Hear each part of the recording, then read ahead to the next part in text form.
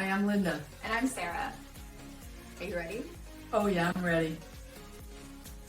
Let's get relational. Hello, and welcome to another episode of Let's Get Relational. Today, we're talking about How to create an extraordinary life. And creating an extraordinary life begins with you. Indeed it does. So the reason we wanted to have this conversation was because, our first season was all about relationships and what it's like to be in relationships, how to improve your relationships, the 5 foundations of relationship. And we realized that the relationship most people have the biggest challenge with is the relationship with themselves. Yeah. And that when we started thinking about season 2 being about creating an extraordinary life, we thought, well, let's talk about what an extraordinary life really is. And I shared with Sarah that I'd seen some guy put a post on saying we shouldn't be telling our children to create extraordinary lives. We should be telling them that ordinary lives are just fine. And we said, that's not kind of how we see it. No. So what is an extraordinary life for us? For us, for me, we do it. No. We talk about individually because each of our extraordinary lives are going to be different. So that's the thing. Like every life, and creating an extraordinary life for yourself is going to vary.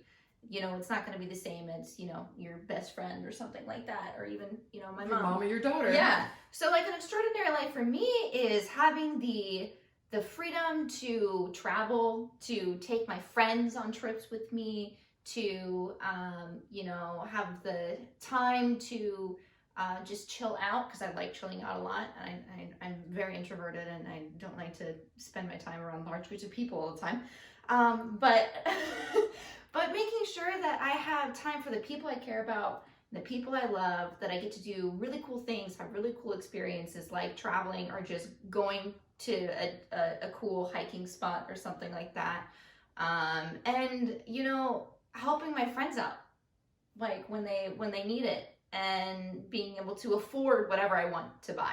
That's the other thing. Yeah. So who defines an extraordinary life is you. Yeah. And so you might like doing a 9-to-5 job with a very regimented schedule. You get home, you eat dinner at X time, you watch TV for this many hours, you go to bed, get up the next day and do it again. And that makes you happy. And that's the thing, is like, it's life on your terms. To me, that's an extraordinary life. And so for me, I like some of the same things as Sarah. I'm not quite as introverted as she is, but I'm kind of in the middle between introvert and extrovert because I need a lot of recovery time. But what the pandemic has shown me is how much I don't like crowds, how much I don't like crowded places, how much I like being alone in nature or with just 1 or 2 friends, or my kid. And I've really been reflecting on that lately as things get busier and things are getting more crowded and there's more traffic. And I thought, wow, what does that look like for me in moving out of the pandemic and creating this next phase of my extraordinary life, which is my life on my terms? And what do I really want in this next step? And that's a lot of what we want to talk about in this season, is figuring out who you are apart from everybody else's expectations, apart from your perceived expectations of everybody else. And really get you to a place where you're going, yes, I'm doing this job or I'm in this business because I love it. Yeah. And I am in this relationship. I am this way in my family. I am this way with my friends because I love it. And I believe that there are times that are challenging in life, but if you're not most of the time in a place of like, yeah, I love where I am, then we need to take a look at where you are and where you would rather be, and plot a path to get there. Yeah. And the thing is, plotting that path doesn't mean you need to take giant leaps and bounds to get there. You don't have to cross oceans to create an extraordinary life, okay? Exactly.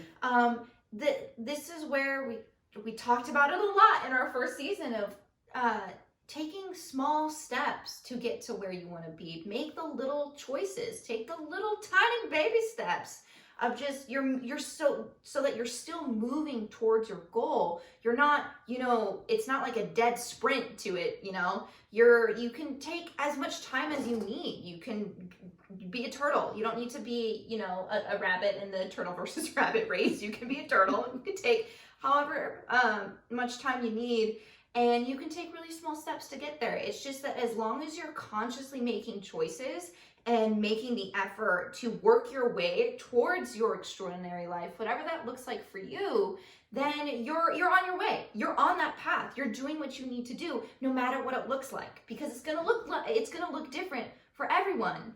Because how everyone needs to get to their extraordinary life is going to be different, and however that life looks like, it's going to be different too. Yeah, one of the ways to really start looking at some of this is to look at what you complain about during the day. And I would invite you to have a complaint-free day. And I think there might even be a book related to this, but it's not very complicated. It's every time you have a complaint, stop and just note it. And it's like, okay, because if you really don't like this thing in your life, you don't like the traffic, or you don't like something else, either you can change your attitude toward it, or you can change the event in your life. And so just pay attention to the things that come up that make you want to complain about the place where you live, the person you live with, the job you have, whatever it is. I've worked with so many people that all we did was like have them look just a little bit differently at the situation, and then they were totally fine with the job or the relationship or the place they lived or whatever. So sometimes it's just changing your perspective a little bit. And one of the ways to do that is to remove the complaining about it and replace it with what you love. Esther Hicks does this thing called the rampage of appreciation, where especially if you're in a challenging relationship where you just spend an agreed upon amount of time just saying everything you love about that person. Or if you're in conflict with them and you're not really talking to them, write it all down. All the things you love about that person and why you like being in relationship with them, why you like working with them, why you like being friends with them, whatever.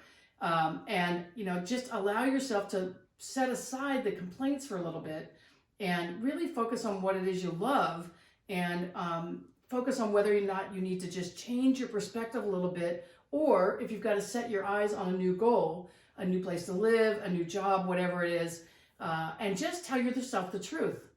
Tell yourself the truth about where you are and whether it's where you want to be. And I don't care where you are and where you want to be. It's like, it's nobody else's business except yours. Yeah. And that's the part people, they're still so caught up in other expectations. And I was talking to somebody this morning and I said, a lot of the pandemic was about me still unraveling what everybody else expected of me and what everybody else wanted me to be doing for my business and the way I was showing up in the world. And I'm really trying to get down to the essence of where I feel really called and like, what's my mission in the world, and where am I supposed to be helping people, and how am I supposed to be living my life? And it's not from anybody else's perspectives. That's like me and spirit working hand in hand and saying, okay, I think it's this way. Show me a sign that that's the direction that is going to feel the most expansive for me and where I can be of most service. Yeah. Yeah, it's just,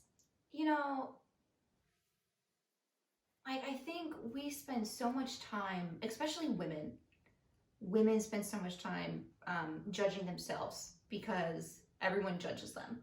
It's like our entire society at this point in this day and age is like built around judging women for everything that they do. Teenage girls are probably one of the biggest populations that we make fun of. Like that everything that they do is just, it's something you get to laugh at. The fact that they used to they were really into Ugg boots for a while and were drinking Starbucks, and it was just like, oh yeah, teenage girls. And it's interesting that like we constantly judge women, and so as a woman, it's very important. It's hard. It's really difficult to sort of look at where you feel like you're being judged in your life and how you're judging yourself.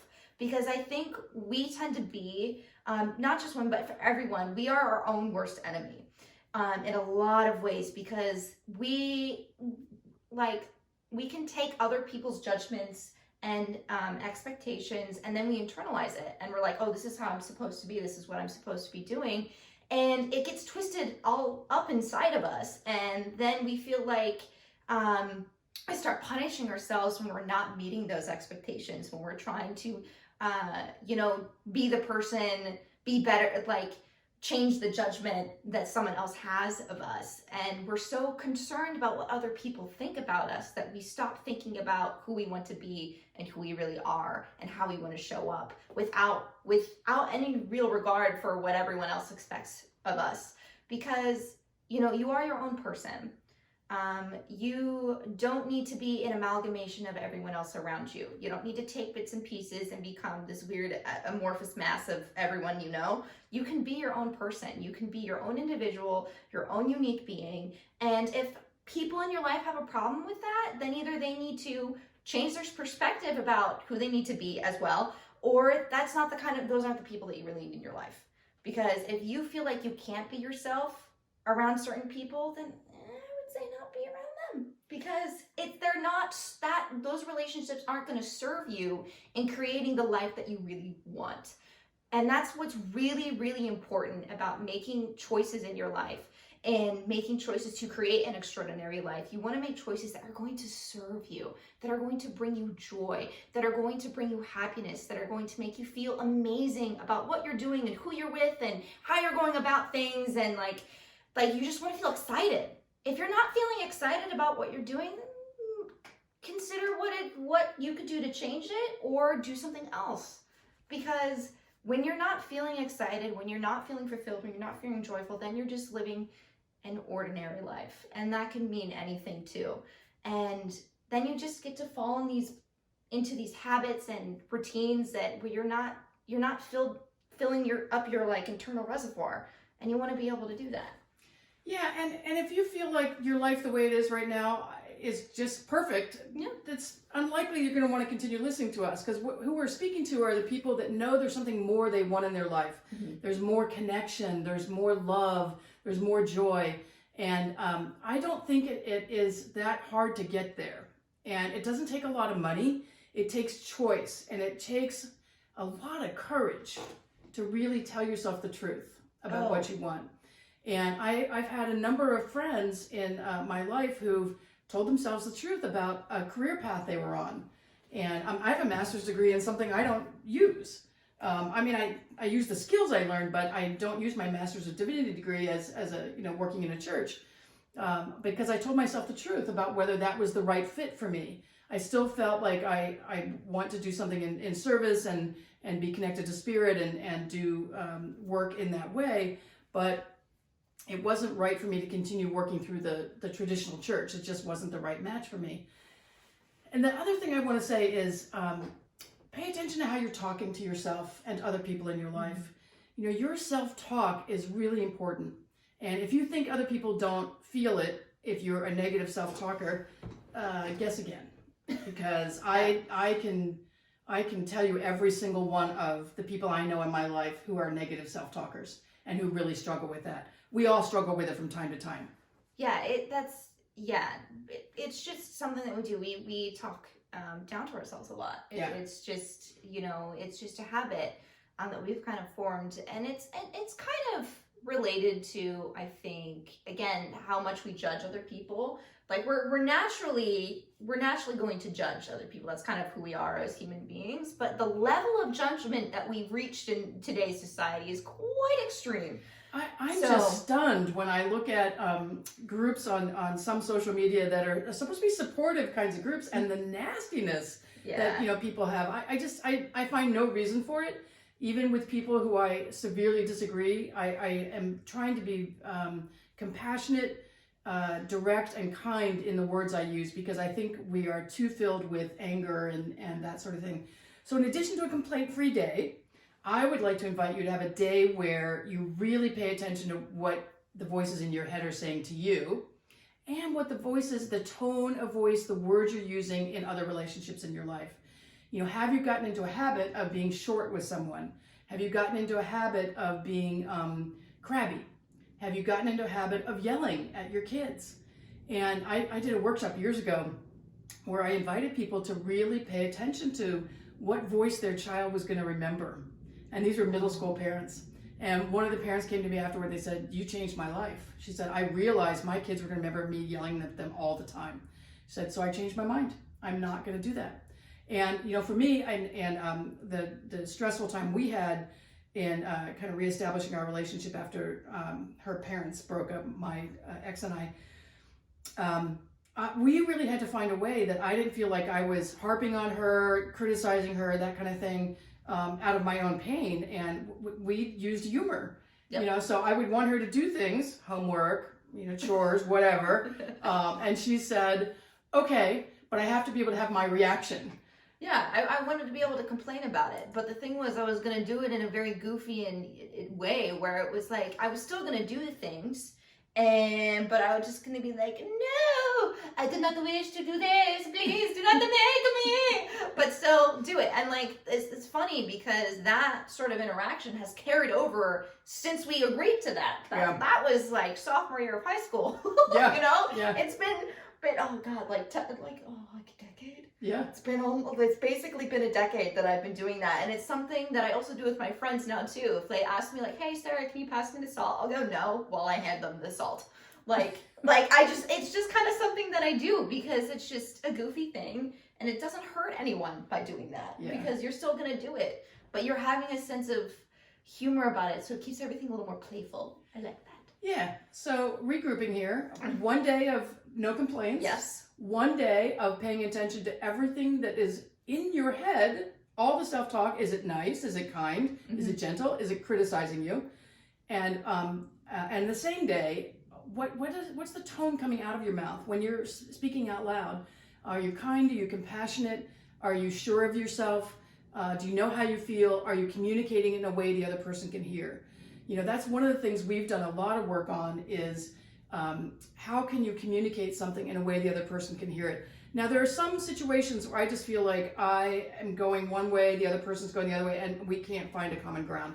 There have been very rare occasions where I've just felt like I speak another language, and we don't. We speak the same language, but I cannot get there with that person. It's very rare for me because I can usually find some way to bridge, where I am and where the other person is. But and the people that are in your day-to-day life, the coworkers, the mail carrier, if you interact with them, the person at the grocery store, the interesting thing to me, when we were in Hawaii last month, every single time we got on one of the tours we were doing, I asked the person how their day was, and they looked at me stunned. And I knew they'd been going through a lot. I mean, Hawaii totally shut down, and these people had not been working for months and months and months, and they were just getting back to work at like half capacity. And every single person looked at me stunned and said, nobody ever asked me how I am. Nobody. And I said, well, I care. I know this has been a tough time. And it's like, how are you? What's the day been like? Have you had a fun day? Is it been challenging? What's going on? And they were, you could see the stress drain out of them because they didn't have to be performing all the time. And I just loved being that person who could do that. And in a grocery store, I'll do the same thing. I try to be very kind and compassionate everywhere I go. And I have times when I'm feeling really irritated and agitated, and I really try hard to just take some breaths and back up and think, okay, it's not this person's fault. And how do I, bridge where we are to where I want to be, which is to either have the transaction get completed the way I'm hoping it will get completed, or have the communication heard. And so that's the piece I really look at, is making sure I'm listening, and so I'm staying quiet long enough to hear the other person have a reaction, and that I'm not acting on my trigger from that reaction. Because sometimes people will say something that will hurt my feelings or make me angry or whatever. And so I try to breathe through my reaction first and then say what I have to say. I don't always do that. I'm not perfect at that, but it's what I strive to. So really paying attention to how I'm communicating, what the tone is coming out of my mouth, and being able to say, oh, I'm sorry, I didn't mean for that to be sharp or edgy. Yeah. And we do that a lot with each other. Yeah, and the thing is, all of this stuff, this is a process, right? This isn't something that you're, going to do once and then you'll be able to do it for the rest of your life, no problem, easy peasy, you'll be 100% perfect 100% of the time. No. Lifelong process. It's absolutely lifelong. You're not always going to get it right. And because, as a human being, we're not perfect. No one is perfect. Perfection is a lie. You're perfect as you are with all of your flaws and your idiosyncrasies and all of that kind of stuff. Like that's for the doing the same thing all of the time and like doing it perfectly is just not going to happen. So like don't expect that that's going to happen, because we just talked about over like expectations. Don't expect you're going to get it right the first time or the second time or the 15th time. Like, it's going to be a process, and you'll just have to figure out what works best for you and how to do all of this.